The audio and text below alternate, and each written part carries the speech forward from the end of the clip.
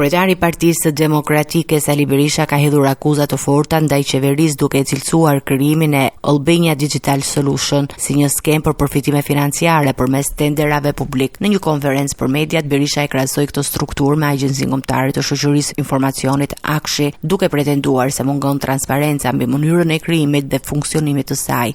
Për ngritjen e ADS-s, minjerës Florini Tedi Rams nuk ka një vendim të Këshillit Ministrave, i cili do të pasqyronte qartë kompetencat e këtij institucioni.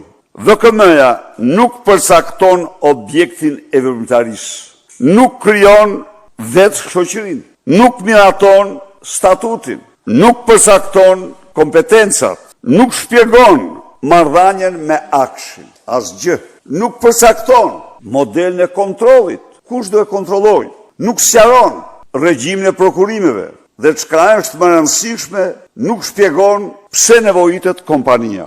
Ai shtoi se lufta kundër korrupsionit në Shqipëri mbetet e vështirë për sa kohë, sipas tij kryeministri Edi Rama vijon të jetë në detyrë, ndërsa përsëritja akuzat ndaj zëvendës kryeministres Belinda Ballukun, të cilën e quajti kryeministre në hije. Kur ekzekutivi i shpall haptas luftë institucionit të akuzës, lufta kundër korrupsionit bëhet e pamundur. Edi Rama del 100% i implikuar në dosjen Balluku.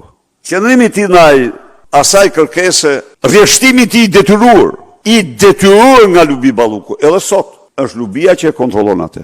Po, absolutisht. Ja u them shqiptar me përgjegjësi të plot. Ajo sot në Parti Socialiste është po aq e fuqishme sa ishte kur që zëvendës kryeministre.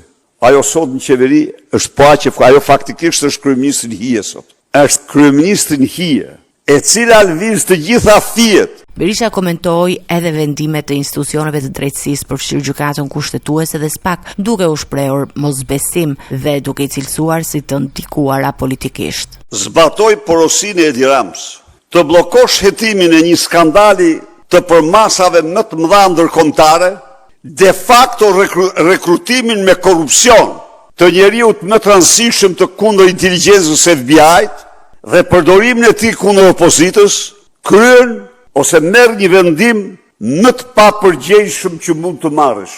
Deklaratat vinë në një klim të rritur përplasjesh politike mes mazhorancës dhe opozitës, veçanërisht për çështjet e menaxhimit të fondeve publike dhe reformës në drejtësi.